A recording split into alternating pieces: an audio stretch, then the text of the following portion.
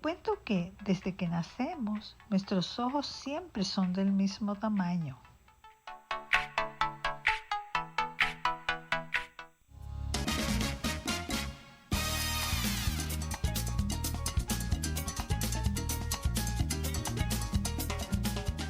Bueno, la verdad es que me encanta traer al programa personas interesantes. Y me extraña que todavía mi querido César Zapata, que él no sabe que yo lo quiero mucho y lo admiro, que no había venido por acá, no nos había hecho el honor. Vamos a darle la bienvenida a César Augusto Zapata, quien es psicólogo, poeta, educador. Él ha tenido varios premios de poesía, ha escrito varios libros, pero yo quiero, en vez de presentarlo yo quiero darles la bienvenida y recordar que en la universidad él siempre fue muy escudriñador. Yo recuerdo que creo que tuvimos un par de materias por ahí que coincidí. Pero yo Sí, recuerdo que él siempre preguntaba, daba su peleadita con algunos profesores. Bienvenido, César. pues bueno, gracias Mirta. Agradezco que me tomaras en cuenta para el programa, pero más que todo la posibilidad de volver a encontrarte, de entrar en contacto. Esto sí, bueno, en la universidad siempre hay esos escenarios en los que uno no está totalmente de acuerdo con los maestros y hay algunos profesores que todavía no entienden que es importante también aprender a decir no sé. O sea, hay espacios donde el conocimiento del maestro tiene un límite. A mí que me ha tocado estar en aula, te puedo decir que a veces decepciono a algunos que me preguntan algo que yo sencillamente no sé. Y sobre todo en esta época donde corre tanto el conocimiento, ¿tú me entiendes? O sea, tú puedes abrir con un clic, entrar a una universidad, a una biblioteca virtual, a miles de información en torno a un tópico y probablemente en un momento dado un estudiante tenga acceso a un dato que yo no manejo. Lo importante es convertir el aula en un proceso dinámico de intercambio de conocimiento, ¿verdad? Docente y discente pueden cambiar de roles en algún momento. Así que yo sí recuerdo que en esa época pues me tocó jugar el papel de la oveja negra de roca izquierda en algunos temas, sobre todo porque la escuela nuestra era una escuela conductista y yo desde un principio pues apuntaba a otros intereses. Pero bueno, estoy a tu orden, gracias de verdad por incluirme en este set exclusivo de personas interesantes. Yo lo que pienso que lo más interesante es la amistad en este caso. Qué lindo, César. Y déjame decirte que mi admiración justamente viene porque tú nunca te quedaste como con la conformidad de lo que se daba usualmente. O sea, la mayoría de los estudiantes llegaban a la escuela, especialmente en aquella época donde no había internet, no había muchas cosas. Recuerdo que los libros se pedían y llegaban como un mes después, yo no sé.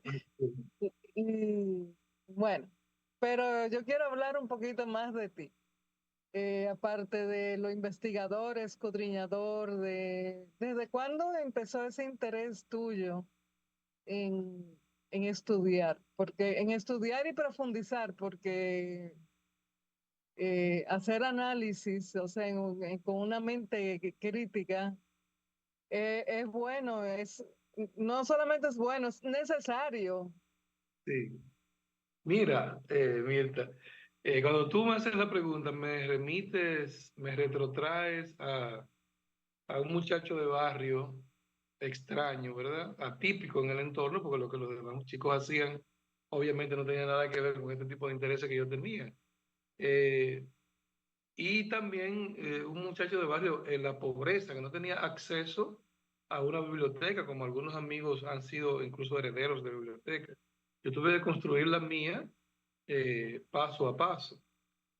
Y me retrotraje a esa época porque allí, en ese momento de mi adolescencia, vamos a llamarlo así, antes de la primera juventud, yo estaba interesado en la mística, en el yoga, en el interés por conocer los temas espirituales.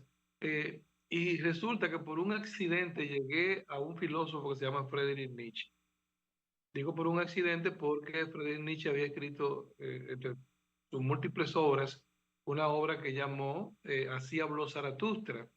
Y Zaratustra es Zoroastro, una divinidad, ¿verdad?, para Medio Oriente. Entonces yo, buscando en el mundo espiritual, por error llego a la filosofía de Nietzsche, con Así habló Zaratustra. Y ya por ahí, pues, apareció el tema de la literatura, la poesía. A mí me interesaba mucho la pintura, pero era más fácil escribir, había más acceso, había más, digamos, posibilidad para adquirir materiales menos costosos que lo que podía significar pintar. Luego también había en esa época librerías de textos, de libros usados, y uno iba explorando un poquito al azar, ¿verdad? Porque no tenía ninguna persona que te orientara de manera correcta. Y al azar me llegó un libro que se llama André Breton, Mago del Surrealismo, el fundador del movimiento surrealista, que por cierto cumplió 100 años ahora en estos días, el primer manifiesto del movimiento surrealista. Ese libro era una biografía de André Breton, fundador del movimiento surrealista en París. ¿Por qué fue importante? Bueno, porque en ese momento yo era estudiante de economía y el libro tenía algunos pasajes que hablaba sobre el interés de André Breton de ponerse en contacto con Freud, el fundador del movimiento psicoanalítico. Eh, Freud nunca le respondió las cartas, no tuvo nunca interés por el tema del movimiento surrealista, pero a mí, entonces sí me generó interés por conocer un poco más de psicoanálisis.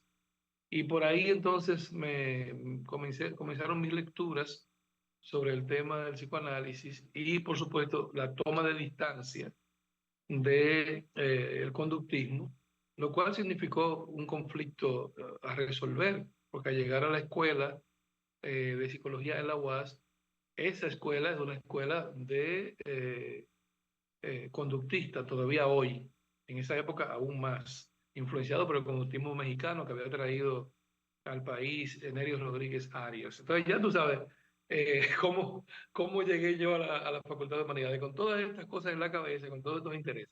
Pero ocurre también, y lo señalo en un libro que publiqué recientemente en el prólogo, que para ese momento de efervescencia de finales de los 80, había llegado al país Vanna Yanni, profesora de una universidad italiana, y trajo también algunos autores que estaban en boga en Europa en ese momento. Y dio varios seminarios. Entonces los muchachos que tuvimos la oportunidad de meternos en esos seminarios, aún más, con mayor, digamos, base, con mayor fundamento, nos fuimos alejando de lo que había en el momento, ¿verdad? En la escuela de filosofía había solo marxismo, en la escuela de antropología había una mirada preestructuralista, funcionalista, en la escuela de psicología lo que había era conductismo, pero esta señora trae a Michel Foucault, trae a Jacques Lacan, trae pensadores franceses, y eso nos abrió un poco los ojos para tener una mirada más crítica hacia las humanidades que nos estaban ofreciendo en ese momento, ¿verdad? Y hasta la fecha han sido, digamos, escritores fundacionales de toda una generación de ex jóvenes que en ese momento pues decidimos girar la página y leer otras cosas distintas a lo que nos ofrecían en las aulas en la Universidad Autónoma de Santo Domingo de esa época. Y ahí está el taller César Vallejo, que es parte de mi historia también. Por ahí comencé a hacer literatura, esto hasta nuestros días. Una peste, ¿verdad? Escribir, hacer literatura en un país sin lectores. ¿Tú te imaginas, Mirta? Bueno, el otro día le comentaba a alguien que Santo Domingo no le gustaba mucho leer, que la mayoría de las veces las personas vienen al consultorio queriendo que nosotros les resolvamos la situación, ni siquiera quieren tomar sus propias decisiones. Y es un Ah, poquito difícil. así es. César, tú te describías como una persona como de barrio, de pocos recursos, Sí, Pero yo siempre he creído que el tener no te define el saber, el quién tú eres, el ser. cierto. Y veo que tú has estado siendo mucho y yo creo que tú eres un ejemplo a seguir, a, a emular de todos esos jóvenes que muchas veces no tienen esperanza de seguir adelante y nosotros que no teníamos nada, o sea, ni Ujú, internet ni ujú. recursos a mano, o sea, mira dónde tú has llegado y todo lo que tú has hecho. ¿Tú crees que es suerte, que es el destino, que es Bueno, trabajo? ¿De dónde sale esa inquietud y quién te lo fomentó? ¿Cómo te motivaste? ¿Qué te inspiró? mira, bueno, yo creo que la suerte eh, existe. O sea, yo no soy de los que plantea que todo es puro materialismo. También hay a veces una especie de factores convergentes y contingentes que de alguna manera favorecen el desarrollo de personas como yo.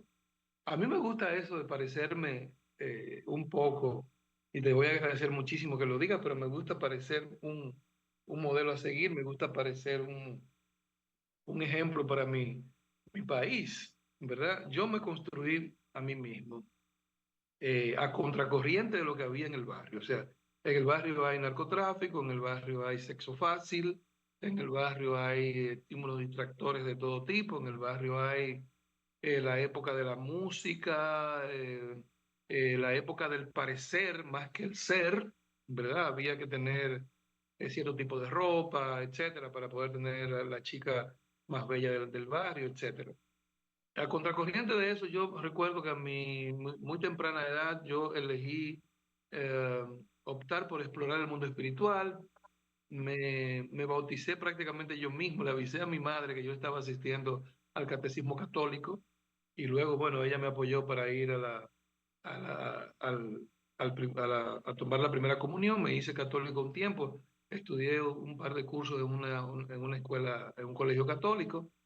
Pero luego rápidamente pasé a explorar el Bautista, el proyecto este norteamericano de los evangélicos bautistas, con el pastor Keller. Fíjate, eso fue una suerte, porque el pastor Keller era un cristiano atípico, un hombre brillante, inteligentísimo, que me abrió las puertas a sus libros.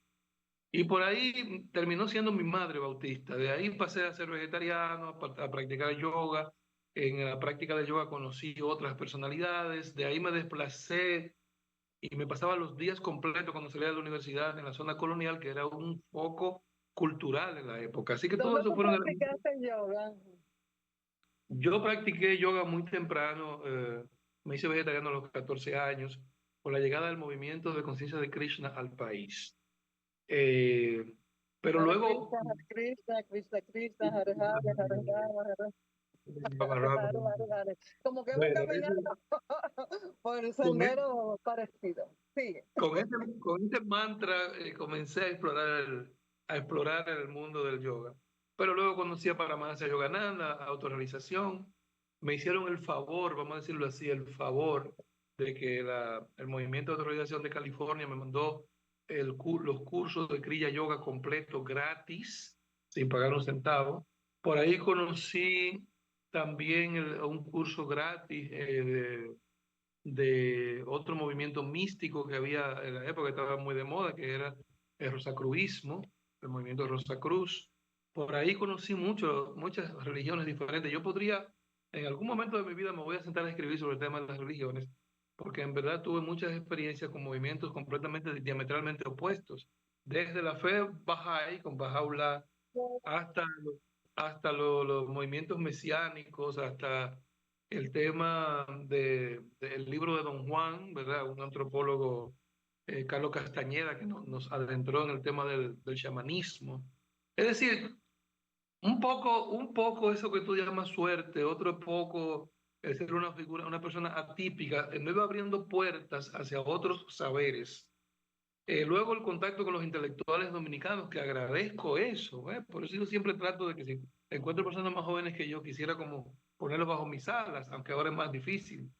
Pero yo tuve la oportunidad de tener a Antonio Fernández Spencer, que para mí era algo así como una reencarnación de Pedro Enrique Ureña en ese momento. Yo tuve la oportunidad de tener a Víctor Villegas, que me dijo en la tumba de Spencer, cuando Spencer murió, mira, murió tu papá, pero ahora yo te adopto. Y me adoptó realmente durante mucho tiempo. Yo tuve la suerte de tener a Pedro Condestur, la verdad, un marxista tradicional que me adentró en esos temas y que me apoyaba incluso hasta económicamente cuando yo tenía dificultades hasta para conseguir un transporte. Y así llegué a la casa de los Fiallos, ¿verdad? Una familia tradicional dominicana, clase media acomodada. Y en esa biblioteca hice mi tesis de grado de psicología, en la biblioteca de Rolando Fiallo, muerto a destiempo, un joven intelectual de la familia de los Fiallo, que rápidamente empatizamos por la vía del interés común con el psicoanálisis. Así que como tú puedes ver, real y efectivamente se conjugaron el sacrificio, el esfuerzo, el ir a contracorriente, la burla que incluso había que soportar en el barrio, porque ven acá, y este muchacho con este librito debajo del brazo que no va a llegar a ningún lugar, me decía un señor que era taxista allá en el barrio, me mostraba el dinero que él ganaba durante el día, me decía, bueno, tú no vas a llegar a ningún sitio, tú andas todo el tiempo con un libro bajo el brazo.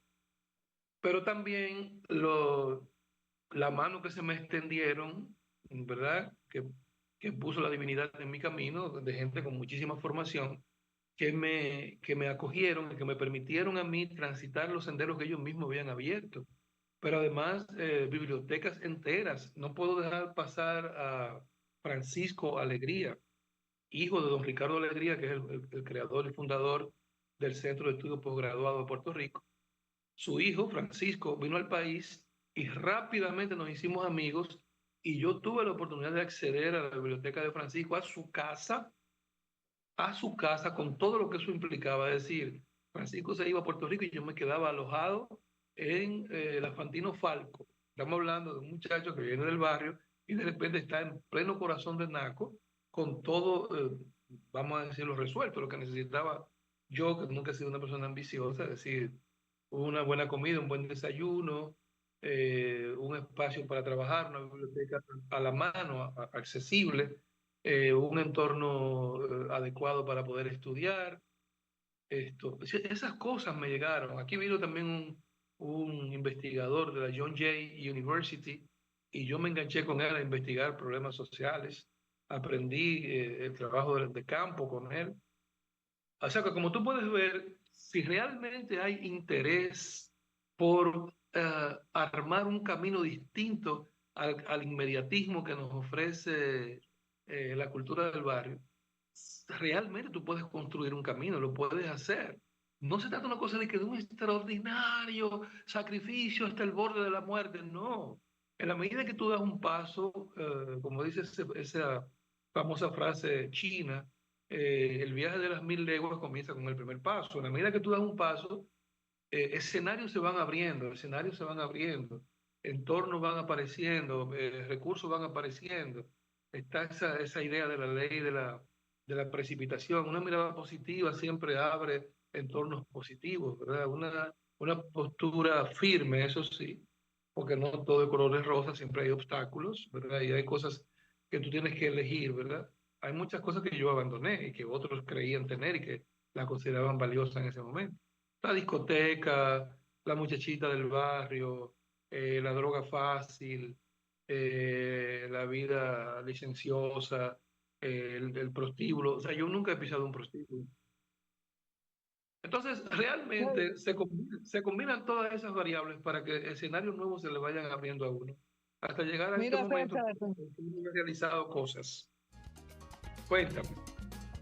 mira, aquí Cronos nos está marcando pausa, pero yo me voy a atrever a comprometerte en el aire a hacer una segunda parte de este programa, porque es que se me ha quedado demasiado por decir de ti. Yo quiero que nos hable de tus premios, de de todo lo que has logrado, porque tú eres digno de emular. O sea, yo creo que hay muchas cosas y tú me has sorprendido hoy con una información de ti que yo no manejaba, que fue el área espiritual. Pero de eso vamos a hablar tras bastidores, pero en una próxima oportunidad voy a contactarte a ver si la semana que viene tú nos cede un poquito más del tiempo para ahora. Te interrumpo antes de terminar, que coincidencialmente acabo de recibir el premio de novela de la Universidad Central del Este, que se me va a entregar el jueves próximo, así que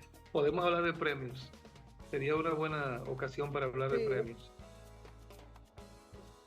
Exactamente, así que gracias por estar con nosotros y la verdad que hay mucho que con este señor. Gracias por estar con nosotros y también una pausa, David, que me tiene presionada. Bendiciones. Manténganse ahí, que hora de té, que ustedes saben.